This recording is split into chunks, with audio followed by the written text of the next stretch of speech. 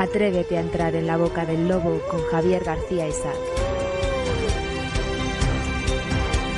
Información sin ataduras, opinión sin complejos. RadioYa. En la boca del lobo con Javier García Isaac.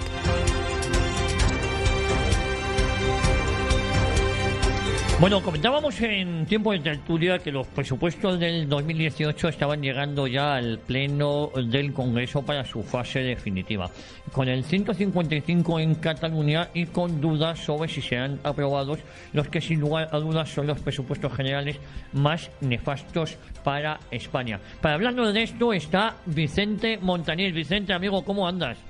Muy buenos días, Javier. Abrazotes fuertes para ti y todos nuestros oyentes. Bueno, pues muy bien, muy bien. A mí no me han detenido. Esa ha sido la última. Eso ha sido. Yo creo que el Partido Popular pone un 5 y no es que los enanos se les convierten en 2,5 metros, ¿eh?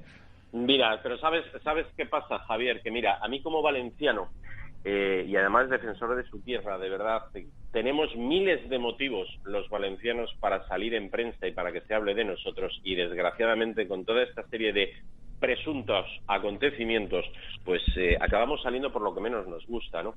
Pero bueno, así es la actualidad y por supuesto, bueno, pues hay que hacer referencia de la misma.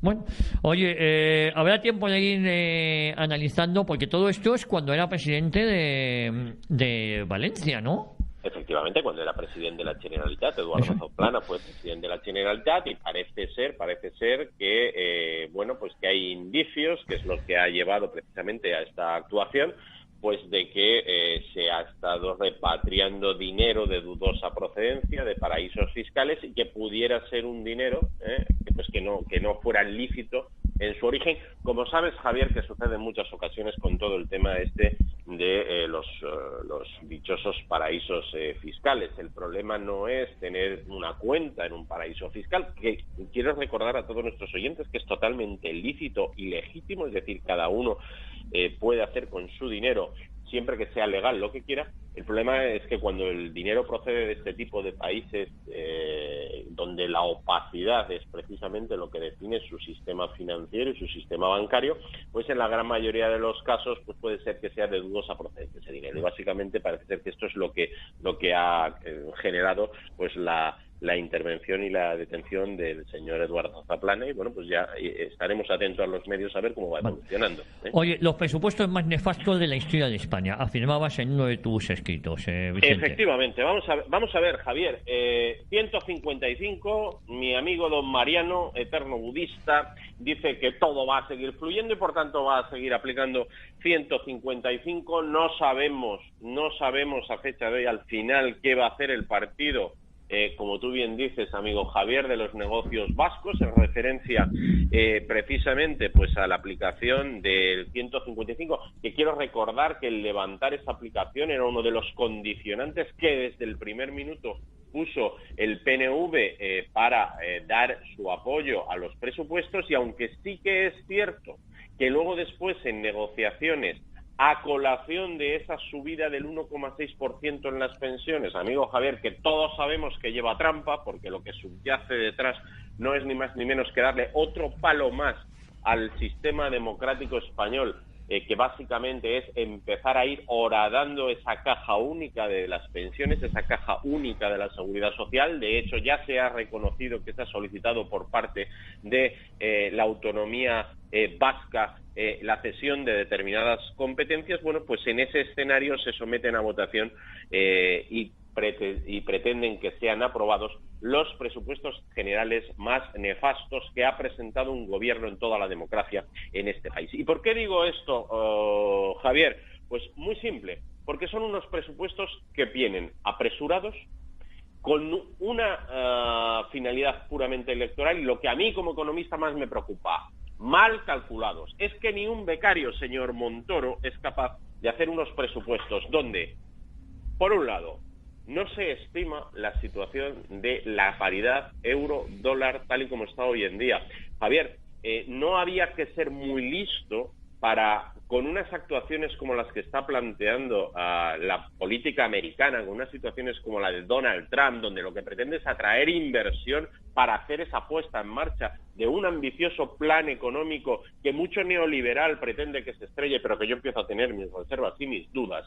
Bien, pues no era excesivamente difícil de imaginar que íbamos a tener un dólar fuerte, frente a la moneda de la zona euro, concretamente frente al euro. Eso era previsible, pero no lo han previsto así en nuestros presupuestos generales. La pregunta es, ¿era porque les interesaba seguir engañando sobre la balanza comercial?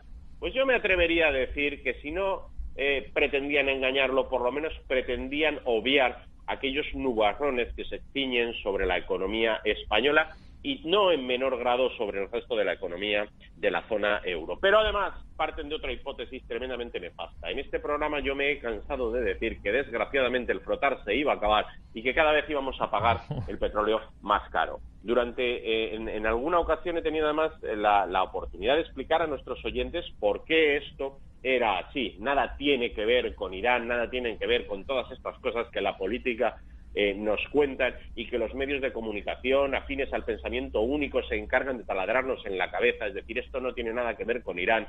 Se llama ley de oferta y la demanda. Básicamente es un buen indicador el precio del que petróleo suba, porque lo que está diciendo es que hay más demanda y esto implica una reactivación a nivel mundial de el consumo y por tanto de los procesos fabriles, del mayor transporte, porque quiero recordar que los barcos también llevan hidrocarburos fósiles, etcétera, etcétera. O sea que en principio es un indicador de un crecimiento 4,8 previsto para este año de la economía mundial, el hecho de que el petróleo suba. Pero nuestro ministro, que viene dando lecciones de economía prácticamente a casi todo el mundo, el señor Montoro, bueno, pues ha utilizado como un precio objetivo del crudo los 63,5 dólares, cuando realmente estaríamos hablando de un precio objetivo en torno a los 85, 86 para este 2018, precio que no tenía que más que haber cogido cualquier periódico económico de medio pelo para haberse dado cuenta que era así. Bien, ¿por qué ha hecho esto el señor Montoro? Porque si actualiza los valores, ese presupuesto no tiene ningún sentido.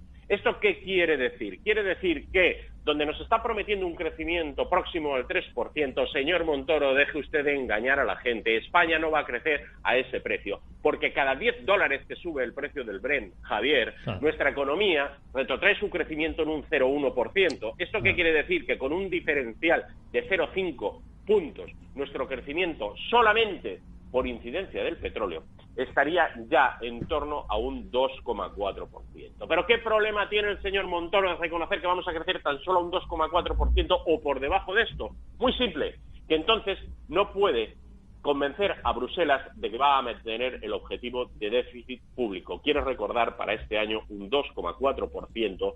Datos a fecha del día de hoy, previsiblemente estamos apuntando hacia un 3 o un 3,1, es decir, revalorizar el valor. ¿Por qué? Porque en esta situación se hace muy difícil la credibilidad del pago de la deuda y el sostenimiento del nivel de endeudamiento país. Quiero también recordar a nuestros oyentes que hemos seguido creciendo en nivel de deuda neta. Señores, nos aproximamos al 1,2 billones de deuda contratada por el Tesoro Público y al 1,6 billones de deuda pública total. Con lo cual, tenía la necesidad de intentar engañar una vez más a nuestros socios europeos. Es verdad que están más preocupados de lo que sucede en Italia que de otra cosa, pero de cualquier modo, engañando y mintiendo a nuestros socios, las sociedades nunca llegan a buen puerto.